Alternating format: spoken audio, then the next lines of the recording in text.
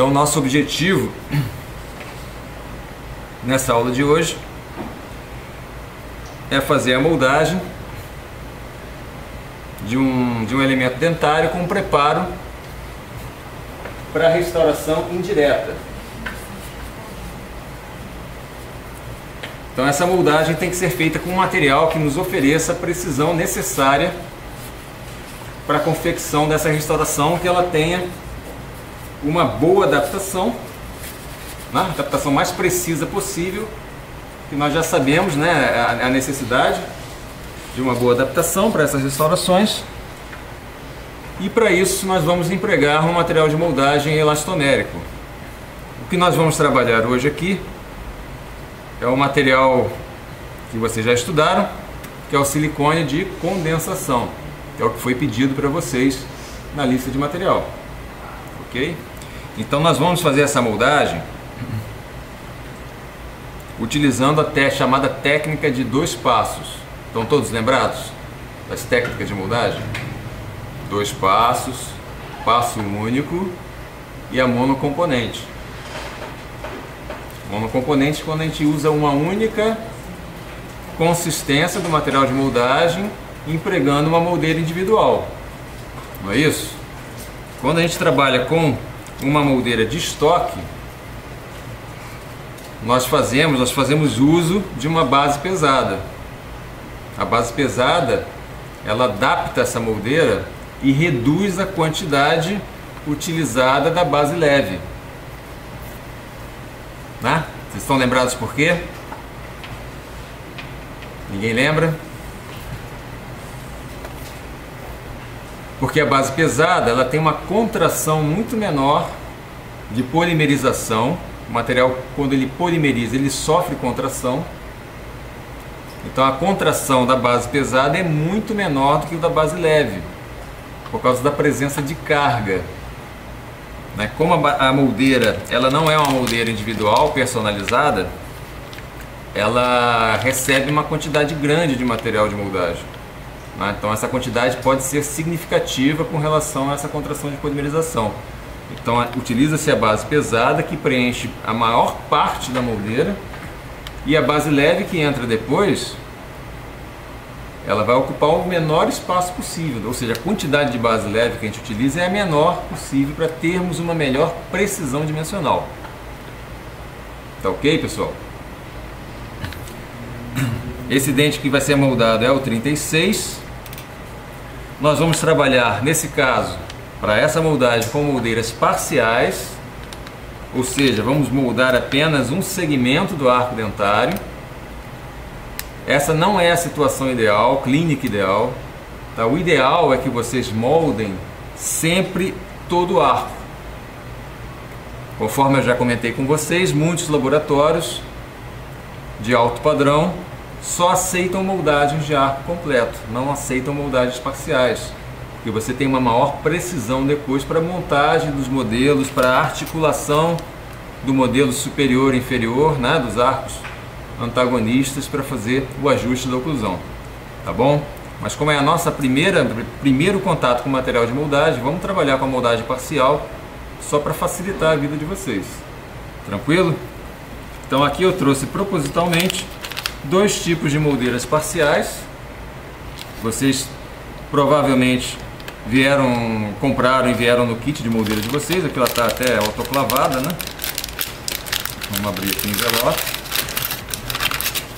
Então, para que vocês conheçam essas moldeiras, né? Então nós temos aqui uma moldeira parcial, que ela é fixa para um determinado quadrante. Vocês podem observar que o cabo dela é fixo. Então ela só serve para moldar o quadrante 3, correto?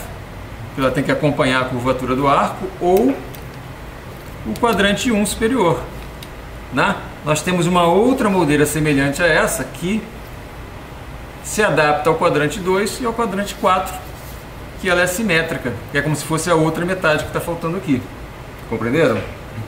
Caso a moldeira de vocês seja desse tipo, vocês têm que selecionar a moldeira correta para ser utilizada ao quadrante que nós vamos moldar. ok? E essa moldeira, ela pega um pouco da região anterior, vocês estão reparando? Ela se estende um pouquinho para a região anterior.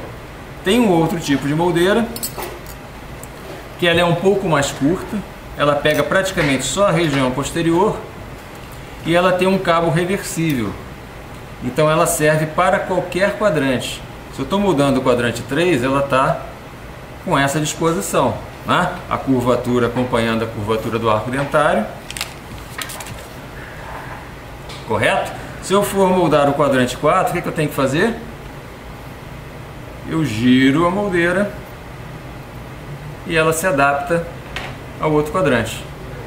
Tranquilo? Tudo bem? Beleza, então. Vou apresentar aqui os materiais para vocês, né? Vocês vão manipular esse material sobre a placa de vidro ou utilizando um bloco de manipulação, caso tenha vindo com o conjunto que vocês compraram. Tá? A facilidade de trabalhar com um bloco de manipulação é que você depois não precisa limpar. O resíduo do material você simplesmente puxa a folha e descarta. Tranquilo? A manipulação da base pesada é feita manualmente. Vocês vão amassar essa base pesada com as mãos. E a base leve, ela necessariamente tem que ser manipulada aqui em cima do bloquinho. Ok? E para isso a gente vai ter que trabalhar com uma espátula.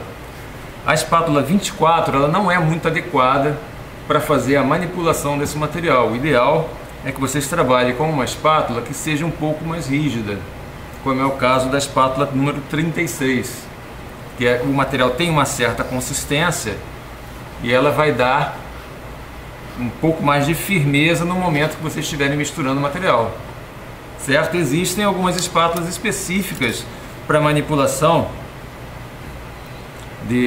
desses elastômeros que antigamente vinha acompanhando os kits, né? Você comprava um kit de material de moldagem, vinha com uma espátula própria para manipulação, tá?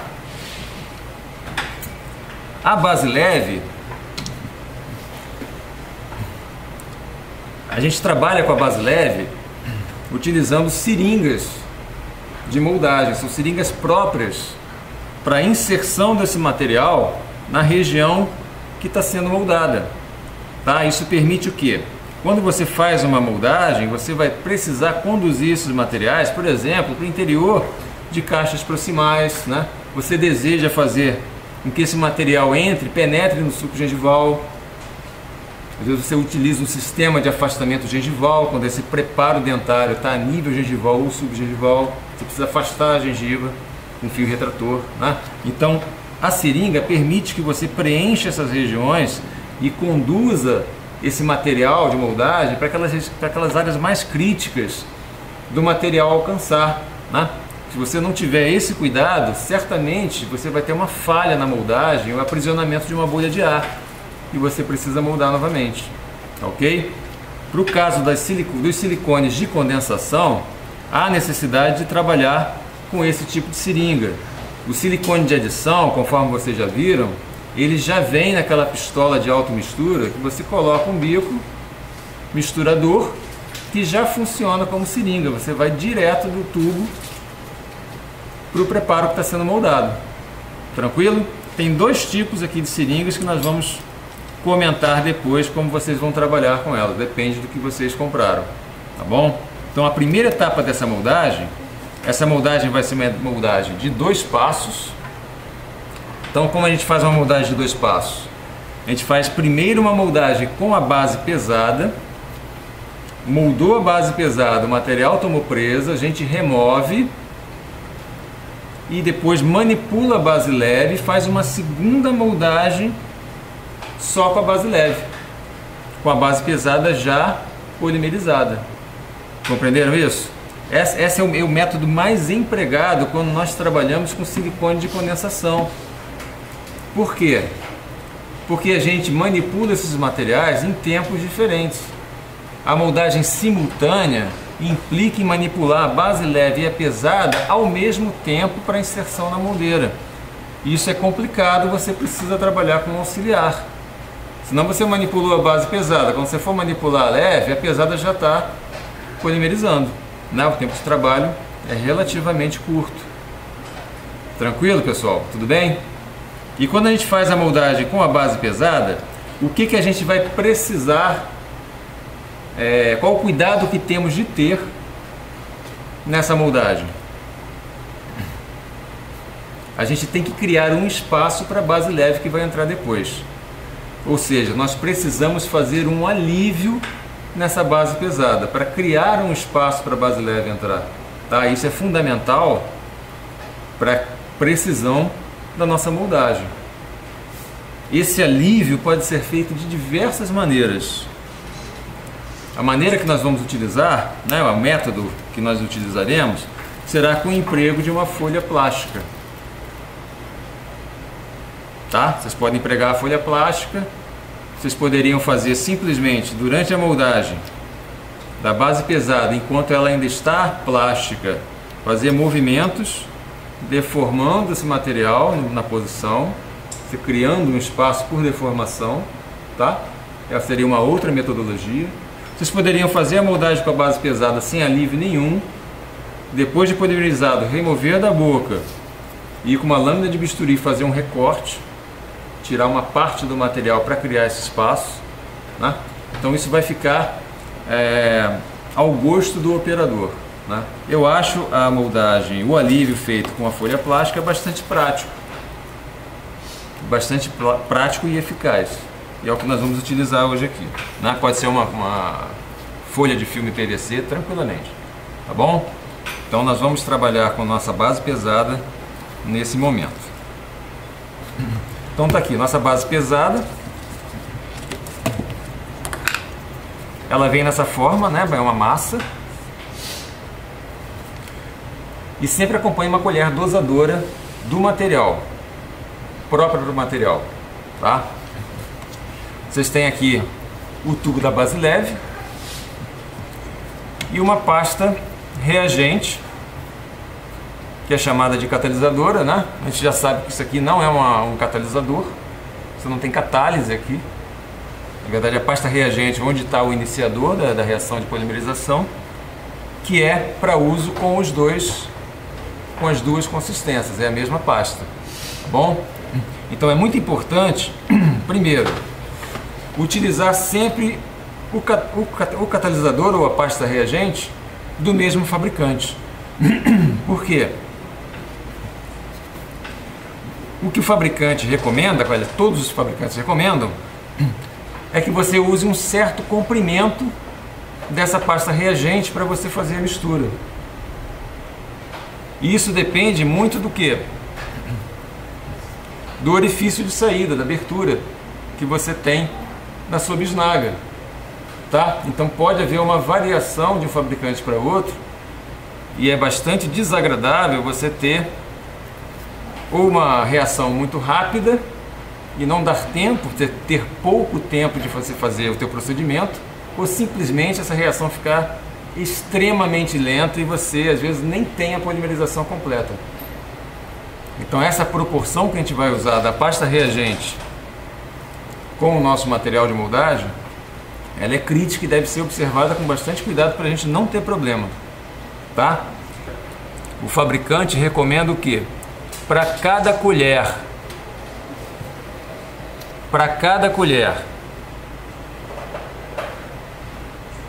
de material de moldagem da base pesada, você utiliza a própria colher dosadora, faz uma marca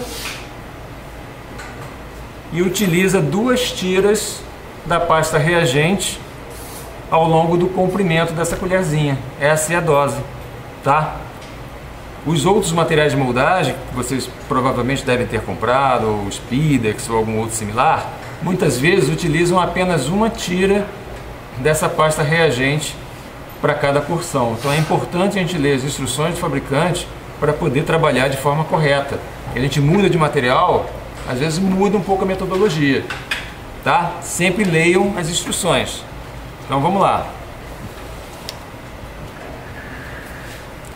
Então olha só, você colhe o material, né? Colhi o material, vou tirar o excesso. Tem que dar uma rasante aqui para você remover o excesso de material.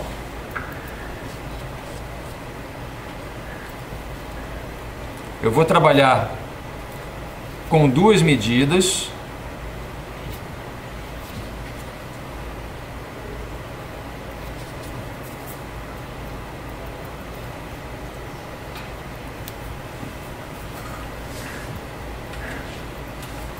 Duas medidas da base pesada, tá?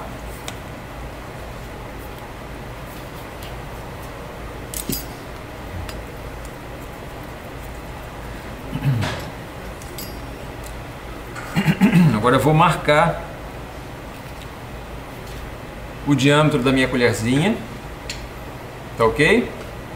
Para a gente poder fazer a dosagem da pasta reagente, né? Então, se para cada colher são 2 tirinhas, eu coloquei 2 colheres, eu vou colocar 4 tirinhas dessa pasta reagente, tá ok?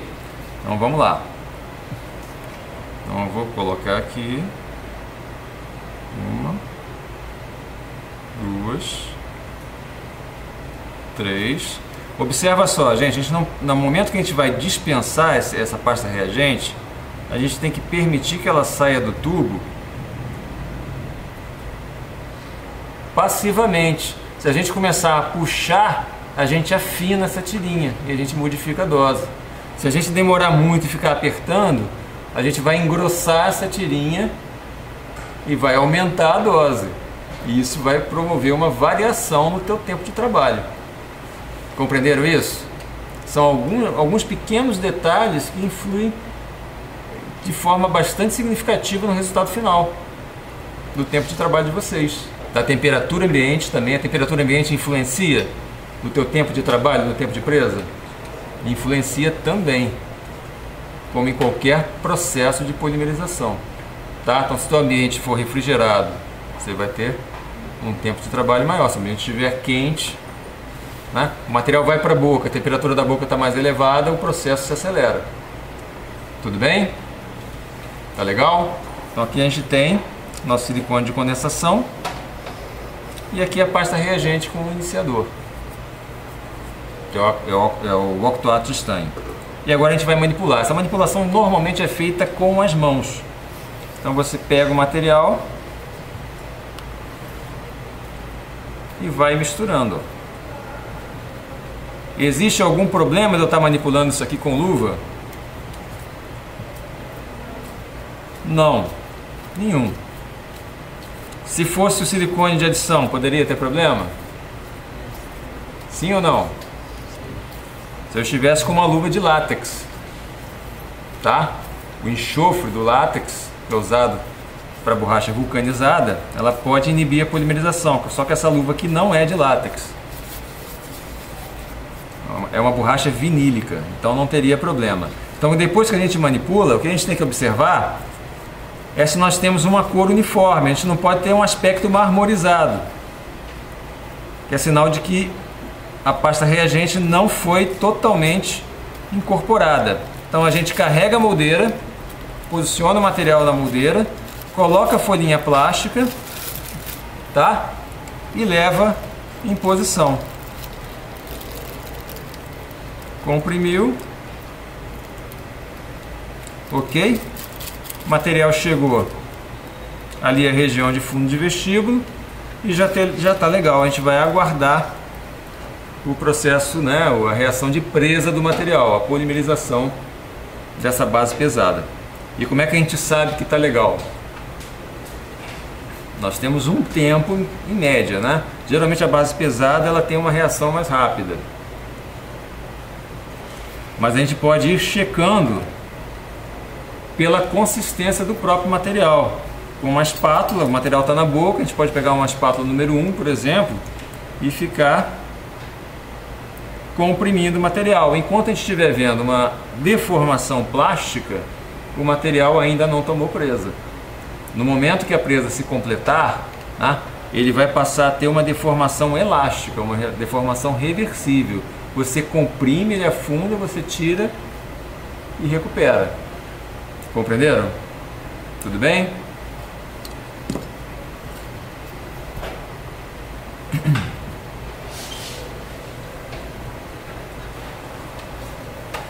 Esse material aqui, esse fabricante, ele te dá um tempo de trabalho para base pesada em torno de 1 minuto e 15. É o tempo que vocês têm para realizar a manipulação, inserir o material na moldeira e levar à boca, tá? E a reação de presa ocorreria em aproximadamente o tempo de permanência na boca em torno de 3 minutos e 15. Compreenderam? Então o tempo total seria quanto? 4 minutos e meio.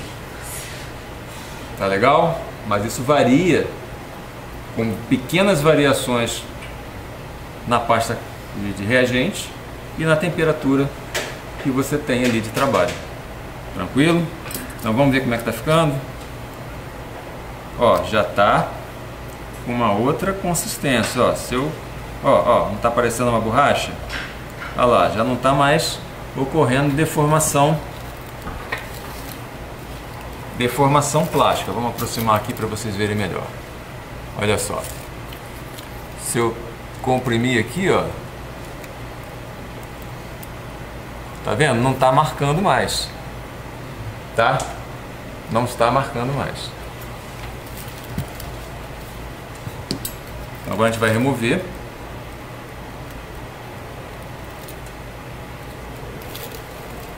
A gente remove o filme plástico, ok? E tá aqui o resultado, né? Vocês têm a moldagem, um formato da região moldada, mas não tem uma cópia precisa, né? Porque o plástico fez o quê? Ele promoveu uma desadaptação desse material de moldagem na região. Tá? E com isso nós ganhamos o espaço necessário para a nossa base leve. Para a nossa base leve entrar e fazer a cópia final, a cópia de precisão, que é ela que vai conseguir penetrar naquelas regiões mais delicadas. Né? Se nós não fizermos esse alívio nenhum e entrarmos depois com a base leve, o que vai acontecer? O que pode acontecer? Vocês conseguem deduzir isso aí, usando assim, o bom senso?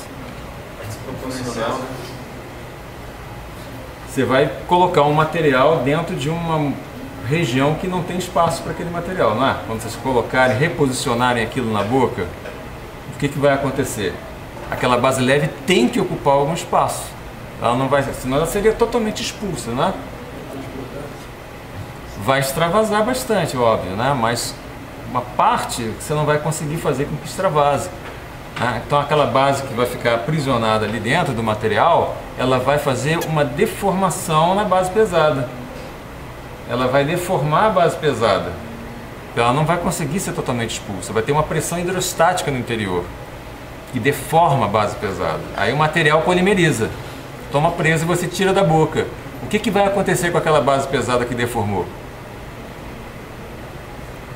Ela já não está com a consistência borrachoide, ela não tem mais deformação plástica, né?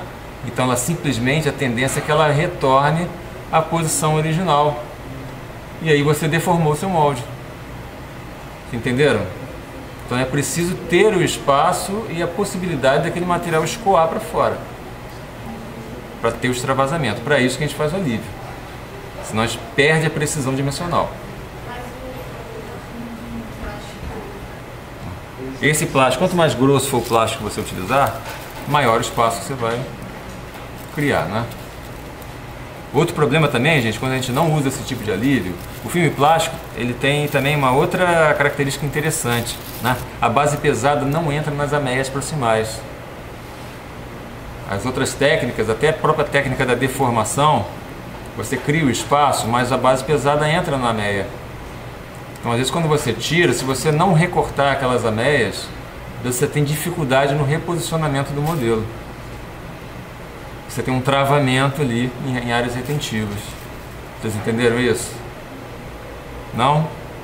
Não entendeu? Você não tem os espaços interproximais aqui, ó? Principalmente no manequim, né? A papila gengival não ocupa totalmente aquela região de ameia cervical. Então você tem um espaço vazio ali. Então quando você entra com a base pesada aqui sem o alívio do plástico, utilizando uma outra técnica, a base pesada entra nessas áreas retentivas. toma presa. No momento que você tira, você fica com aquelas projeçõezinhas para o interior do espaço interproximal, né? O que acontece? Quando você vai reposicionar com a base leve, olha só como é que entra fácil aqui, ó. Tchum, né? Se eu tiver aquelas projeçõezinhas ali, ó, eu vou ter uma dificuldade de encaixe, porque tem uma região retentiva. Então, ou você faz o alívio depois, cortando com uma lâmina de bisturi, né? Ou você vai ter uma certa dificuldade para reinserir o seu molde com a tua base leve em posição. Compreenderam isso? Tudo bem? Tranquilo? Caso vocês tenham... Quando a gente vai fazer a segunda etapa, nós fizemos a primeira etapa da moldagem, né? Moldagem de 2 passos. Vamos fazer o segundo passo agora com a base leve. E nesse momento a gente vai ter que reposicionar esse molde na posição correta. Tá? O que acontece, gente? Quando a gente tiver com isso aqui preenchido de base leve também na região de interesse, conforme vocês vão ver. Às vezes vocês ficam na dúvida, isso estava aqui na hora de inserir a moldeira, de reinserir essa moldeira, tá? Então, às vezes é interessante, se vocês quiserem, né, para facilitar nesse momento que vocês ainda não estão com muita experiência, vocês podem fazer uma marcação, ó, no limite anterior da moldeira de vocês, tá? Vocês fazem uma marquinha com grafite, só para não ter dúvidas com relação à posição de reinserção da tua moldeira com a base leve. Todo mundo entendeu isso? Tudo bem? Perfeito. Então agora nós vamos para nossa segunda etapa.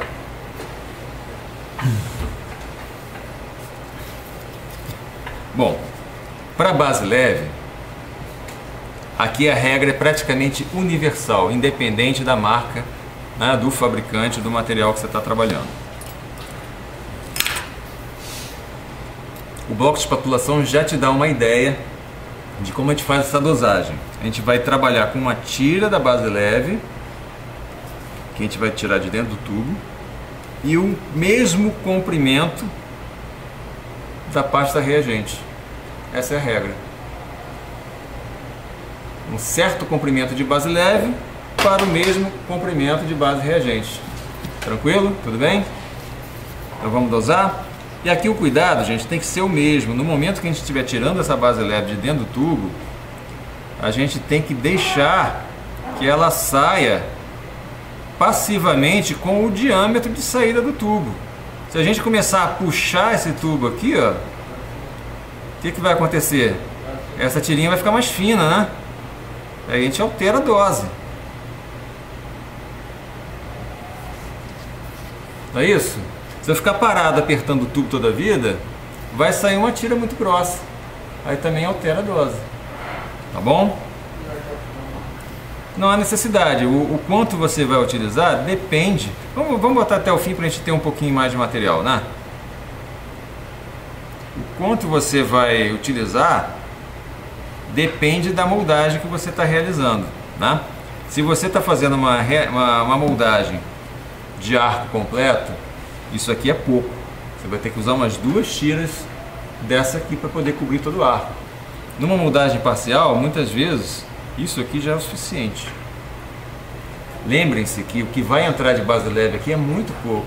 Então pode parecer pouco, mas no momento que entrar ali, você vai ter uma película de poucos milímetros. É o suficiente para quê? Para você poder botar um pouco dentro da moldeira, da seringa de moldagem, preencher essa seringa de moldagem, que aqui tem um desperdício de material aqui, tá? E poder colocar um pouco do material dentro da moldeira. Então o que a gente vai fazer aqui, vamos terminar de fazer a dosagem, né? Vou pegar a pasta reagente, ó, tô deixando ela sair passivamente do tubo, tá vendo como é que ela tá caindo do bico do tubo? Eu não estou esticando, nem estou concentrando para ela ficar nem mais grossa nem mais fina. Tranquilo? Não teve dificuldade, né? Perfeito, vamos lá. nós vamos manipular esse material, né? Vocês podem ver que tem cores bem contrastantes para facilitar a gente saber se a mistura está bem homogênea. A gente não pode, da mesma forma que a base pesada, nós ficamos com uma mistura de cor homogênea, a gente não pode ter um aspecto marmorizado quando a gente faz essa mistura. A mesma coisa vale para a base leve. A gente tem que misturar e não podemos ter um aspecto marmorizado, tá? Nós temos que ter uma cor única, é a garantia que nós incorporamos corretamente aquela pasta reagente na nossa base leve, tá bom? E aí, depois que fizermos essa mistura, essa manipulação, parte desse material vai para o interior da moldeira e parte do material vai para o interior da seringa de moldagem. Tudo bem? E aqui nós temos dois modelos de seringa de moldagem. Mas, pois bem, e existem maneiras diferentes de a gente trabalhar com essas seringas, que eu vou mostrar aqui para vocês, tá? Como a gente preenche essa seringa. Ela tem um êmbolo, né? Lógico. E a gente tem que colocar o material de moldagem no interior da seringa, tá? Essa seringa, ela vem com esse dispositivo aqui, ó, que ele nos auxilia o preenchimento dessa seringa. Como é que você faz? Tem um outro êmbolo e um anelzinho. Vocês estão vendo? Esse anel encaixa aqui na parte posterior da seringa.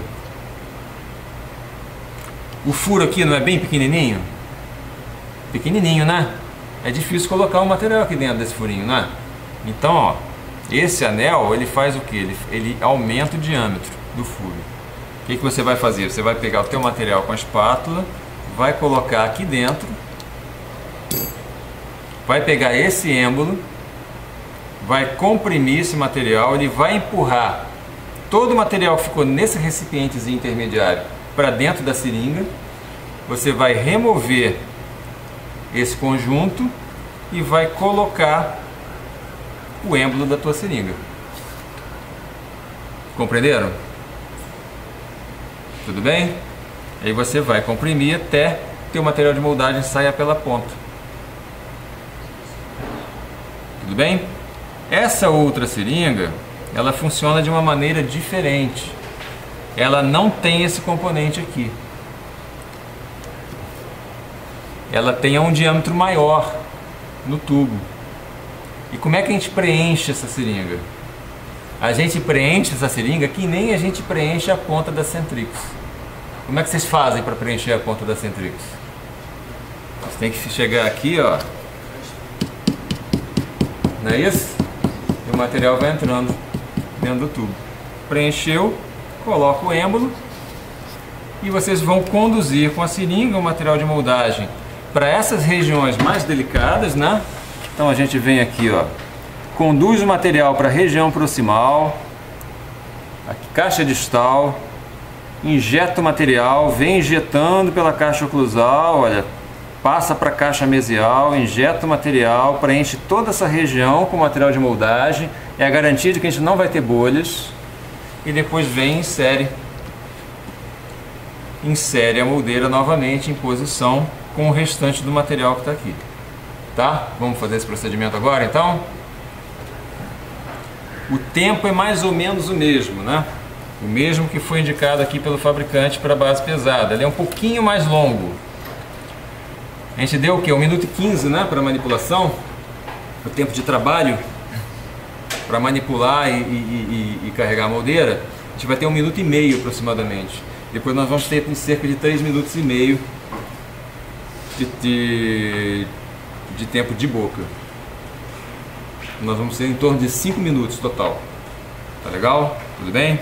Então como é que a gente vai fazer essa manipulação? Eu não vou trabalhar com essa espátula, embora seja mais fácil trabalhar com ela, porque vocês não têm dessa espátula. Vamos trabalhar com a 36. Mas é tranquilo fazer isso aí. Tudo bem, pessoal? Vamos lá? Então é o seguinte, ó. Você vai deixar isso aqui.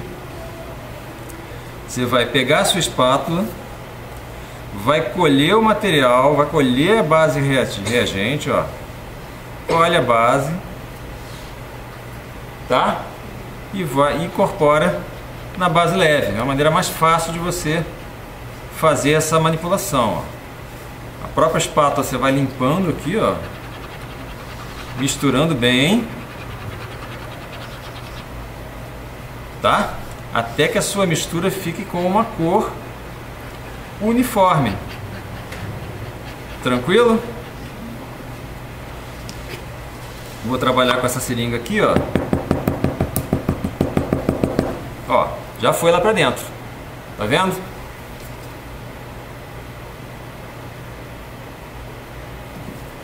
Já preenchi, que nem eu preencheria uma seringa Centrix. Olha lá. Tudo bem? Tranquilo? Todo mundo vendo? O que sobrou aqui, eu vou colher com a minha espátula e vou preencher o interior do meu molde.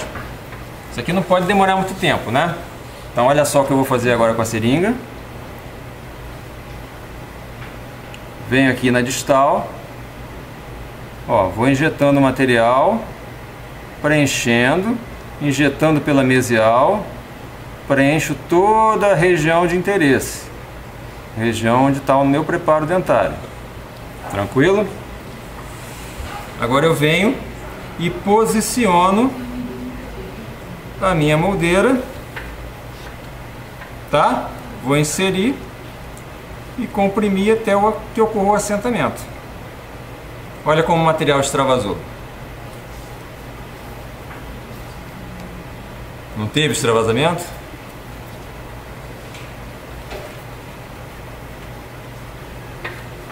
Quando eu inseri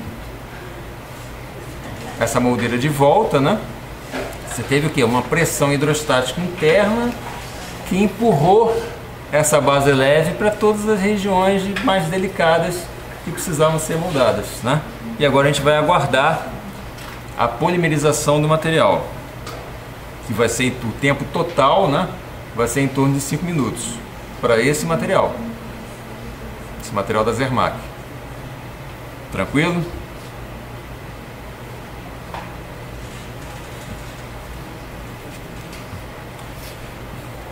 É muito importante, gente, que a gente tenha paciência para remover essa moldeira agora no momento correto. Porque às vezes a gente já observa que o material já está com uma certa consistência, a polimerização já iniciou, ele já está com uma consistência de borracha, mas está uma borracha meio molinha.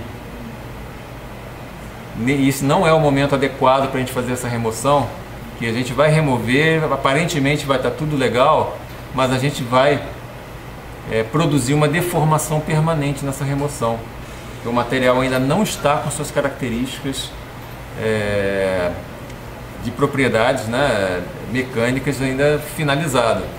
Ela não vai ter a recuperação elástica total depois, no momento dessa remoção, tá? E como é que a gente vai ter que fazer? Depois que a gente terminar essa moldagem, removermos esse material da boca, quanto tempo a gente tem para inverter o nosso modelo de gesso? Vamos lá. Todo mundo já estudou isso. Quanto tempo eu tenho? Posso inverter amanhã?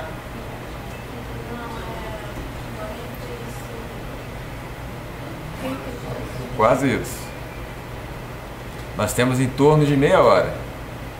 Seria o tempo ideal. 45 minutos é o tempo de presa do gesso, tá? Nós temos em torno de meia hora. É adequado verter imediatamente após remover da boca? Imediatamente. Eu tiro da boca e verto o gesso imediatamente. Por quê?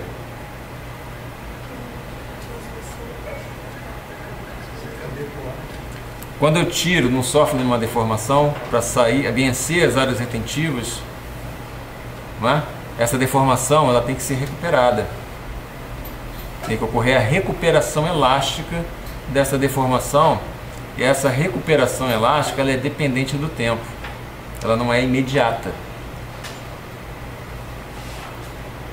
Estão lembrados disso? Que é um fenômeno chamado viscoelasticidade.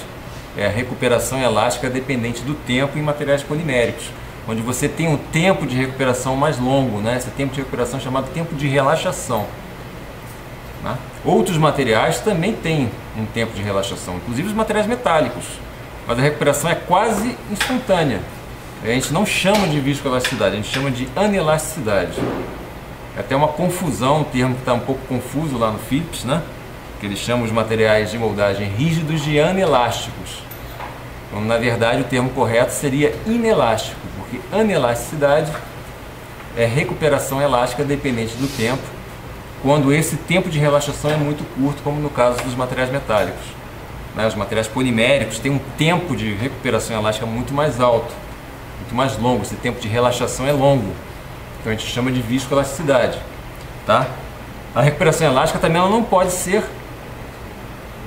totalmente revertida, pode haver um percentual de deformação plástica, né? A gente sabe que esse percentual tem que ser muito pequeno, porque o meu material tem uma boa precisão, tá? Então a gente tem que aguardar um tempinho, a gente não pode simplesmente remover o material da boca e verter o gesso imediatamente. Então a gente vai ter que trabalhar naquele melhor compromisso entre a estabilidade dimensional e a recuperação elástica, no caso de um material que polimeriza por condensação e libera o quê? O que acontece aqui? Tem liberação de álcool, exatamente, que é um subproduto da reação de polimerização por condensação. Não é isso? Tem lá o ortosilicato tetraetílico, vai lá, se liga com o dimetilsiloxano e libera 2 moléculas de álcool. E a reação é iniciada pelo octuato de estanho, né? Todo mundo sabe disso, né? Ou não? Não, né? Tudo bem. Tranquilo, pessoal? Então o que a gente vai fazer? Remover o material de moldagem da boca, a gente tem que aguardar um tempinho para a recuperação elástica. E esse tempinho a gente vai aproveitar para quê? Para fazer a desinfecção do molde. E pode ser feito com uma solução de hipoclorito de sódio, por exemplo. Hipoclorito a 5%, você pode borrifar, você pode imergir, não tem nenhum problema. Aqui eu tenho problema de ganho ou perda de água nesse material? Nenhum. Eu posso lavar com água e sabão, imergir numa solução de hipoclorito ou simplesmente dar um spray, tá? E nesse momento, esse tempo que eu estou dando para recuperação elástica, a substância desinfetante está agindo, né? O importante é que quando você vai trabalhar com hipoclorito e antes de verter o gesso, você faça o quê? Faça uma lavagem para remoção do excesso de cloro que pode comprometer a qualidade da superfície do gesso, tá? Você não deve deixar o resíduo do hipoclorito. Lava, remove o resíduo e depois verte o gesso, tá? De preferência com o seu molde seco, sem umidade, para a gente não alterar as propriedades do gesso. Pode falar. A seringa é facinho, vou mostrar isso agora. Olha só, gente, a seringa fica com resíduo do material, né? Esse material não adere na seringa, ele sai com muita facilidade. Inclusive, a gente pode até utilizar o resíduo que ficou na seringa para acompanhar a reação de presa do material. Ó, eu vou tirar aqui, essa parte aqui, ela desenrosca, tá? A outra é exatamente a mesma coisa, não tem diferença, ok? Então, ó, tirei esse anel, aqui está a ponta da minha seringa, ela já saiu limpa. O importante é aguardar que a reação de presa se complete para fazer esse desmonte. Porque se o material ainda tiver plástico aqui dentro da seringa e você tirar, aí vão ficar resíduos no interior desse bico que são difíceis de serem removidos, tá? Mas no momento que polimerizou, ele sai inteirinho. Aqui, ó. E como é que você vai acompanhando? Ó, você pode ir deformando a ponta do resíduo aqui, ó, e observar se está ocorrendo deformação elástica ou plástica. Uma outra técnica também é você pegar uma espátula 1, por exemplo, e começar a perfurar esse resíduo. Se você perfurar, remover a espátula e praticamente não conseguir enxergar o local que você fez a perfuração, é sinal de que a reação está completa. Se você perfurar, remover a espátula e ficar uma depressão facilmente perceptível, é sinal de que está ocorrendo ainda deformação plástica no material. Você precisa aguardar um pouquinho mais. tá? É uma maneira mais segura de você acompanhar o processo de presa e não remover da boca antes da hora. Caso contrário, você pode ter uma deformação permanente. Tranquilo, pessoal? Aqui, ó, já tá legal, né? Já tá mais do que bom. A gente conversou aqui bastante, enquanto isso, o material já tomou preso. Então agora a gente vai fazer a remoção. Como nós estamos trabalhando no manequim, né? O manequim ele é de silicone também. Existe uma certa adesão aqui do material, um pouco mais de dificuldade de remoção do molde da boca. No caso do teu manequim, tá? Então vocês vão sentir uma certa resistência. Qual o outro problema que ocorre?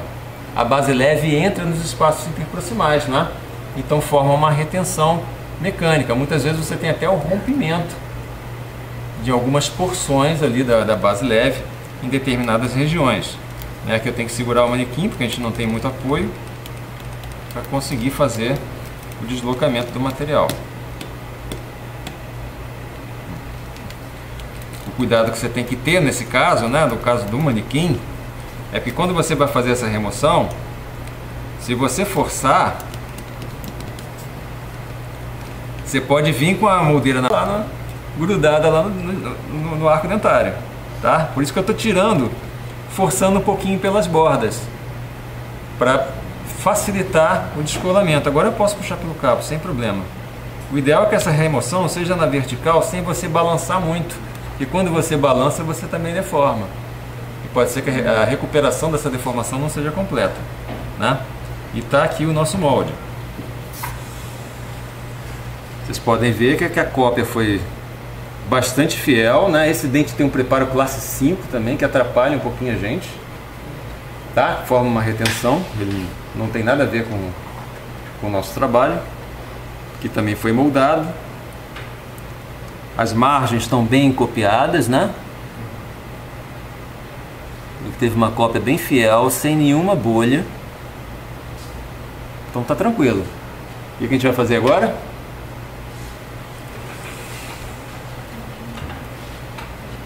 Vamos fazer a desinfecção. Se o molde saiu da boca, às vezes com resíduos de sangue, saliva, você vai lavar, secar, borrifar solução desinfetante e aguardar alguns minutos, aí, uns 15 minutos a meia hora para fazer o seu modelo de gesso. Nós não vamos fazer isso, né? Obviamente, não temos tempo para esperar. Então nós vamos verter o gesso aqui agora. Vamos supor que nós já aguardamos alguns minutos e vamos preparar o gesso para o nosso modelo. Olha só, no seu paciente é importante, depois da moldagem, observar se não ficaram resíduos de material de moldagem nos espaços interproximais, em outras áreas. Esses resíduos precisam ser removidos. Então se remove com fio dental, né? Vocês podem ver que ficou aqui retido um pedacinho de base leve no espaço interproximal. É muito importante que você não mande o paciente para casa com qualquer tipo de resíduo de material de moldagem. Tudo bem? Perfeito. Então vamos para a segunda etapa. Isso aqui é fácil de tirar da espátula também, tá? A seringa também, olha só, vamos completar aqui a limpeza da seringa. Remover o êmbolo, ok? Aí você pode vir com uma gaze, com papel toalha, tirar os excessos, ok? Tudo bem? Aqui você remove o excesso do material que ficou aqui na entrada do tubo. E as seringas vêm com uma escova de limpeza, para limpeza interna. Você simplesmente vai inserir essa escova aqui e vai tirar os resíduos internos, tá?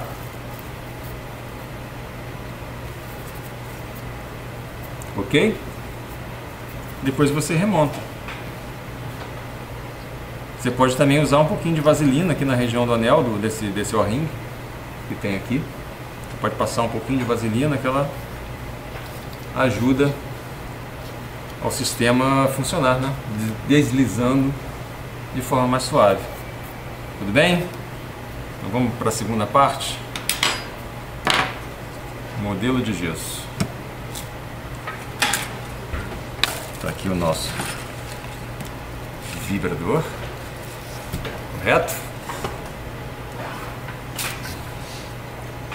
gesso precisa ser medido. Tá a nossa balança.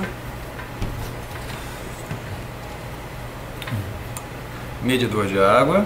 Pode usar a seringuinha, no caso de vocês a seringuinha, né? Esse é um medidor que vem com alguns produtos odontológicos, aqui as nossas cubas. Qual gesso que nós vamos usar? Vamos lá, questão de prova. Gesso tipo 4. Maior resistência mecânica e melhor precisão dimensional por se ter baixa expansão. Não é isso? Nós vamos trabalhar então com o gesso tipo 4, que é o gesso adequado para modelos de trabalho e troquéis. É importante a gente saber a proporção água-pó, a proporção indicada pelo fabricante, que existe uma certa variação, como você já sabe, então é importante ler qual é a proporção que o fabricante recomenda, né? Esse não é o gesso que está aqui, esse é só o pote que eu aproveitei, esse é um gesso sintético. Tudo bem? Então a gente vai dosar. Eu vou, para esse modelinho, quanto a gente usou para aquele modelo total? Aquele modelo que a gente fez do arco total, edentado. Usamos 100 gramas, né? A necessidade de fazer 100 para cá? Nenhuma, né? Vamos fazer 50, já está mais do que bom. Tudo bem? Então, para 50 gramas desse gesso aqui, eu vou trabalhar com cerca de 13 ml de água.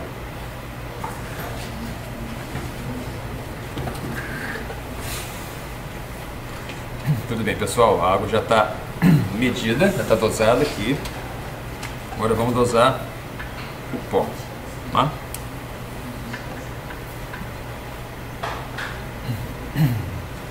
Ligar a balança. Vamos colocar assim para aparecer ali no vídeo, né? Ó, coloquei a balança, fiz a tara e agora vou medir aqui. Já tem até uma pazinha aqui dentro. Ó.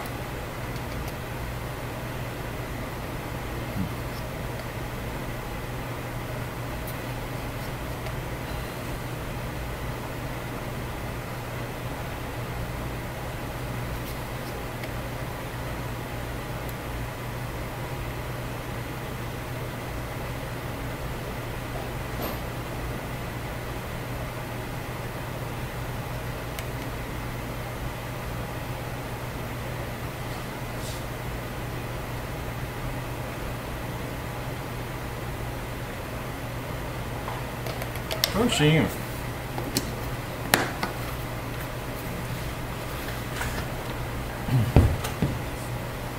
Tudo bem? E agora? Vamos trabalhar com 2 cubos, né? Fica mais fácil, que vocês já viram, né? Não é a primeira vez que vocês estão manipulando. Agora eu vou colocar água em uma das cubas. Vou incorporar aqui o pó.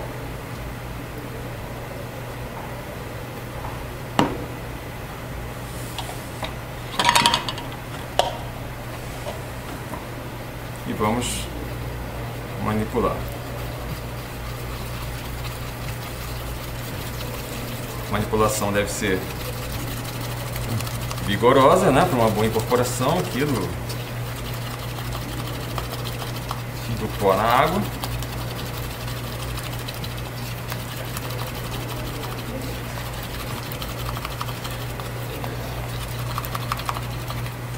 Ok? Tá lá. Consistência certinha, né? E agora a gente vai trabalhar no vibrador.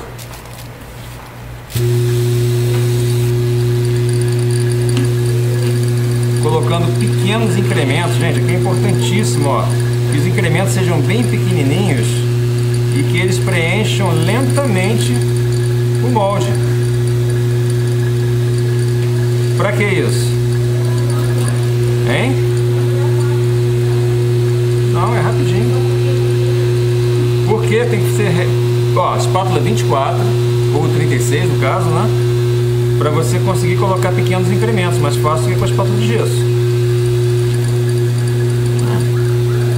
Preenchimento bem lento. Pequenos incrementos para quê, gente? Vamos lá.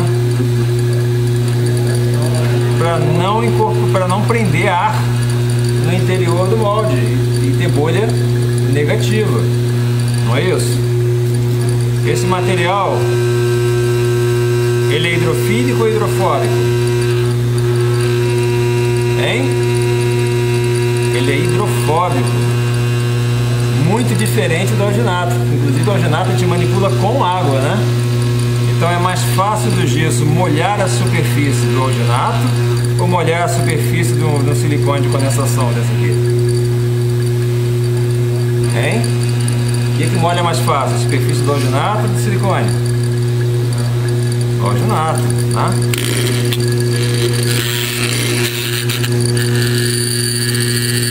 Então cuidado, a chance de você ter uma bolha é muito maior no molde de silicone. Mesmo que ele tenha sido feita a adição de surfactantes para melhorar a hidrofilia, né? Quase todos os fabricantes hoje colocam a substância chamada surfactante no seu material para melhorar as características hidrofílicas do material, né? Para melhorar a cópia, né? Você está moldando meio úmido que é a boca, né? Mesmo que você faça o controle da umidade.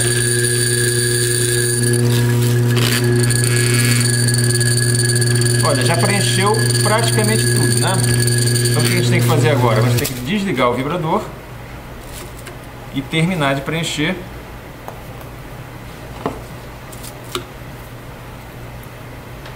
sem o emprego do vibrador. Caso contrário, o gesso vai começar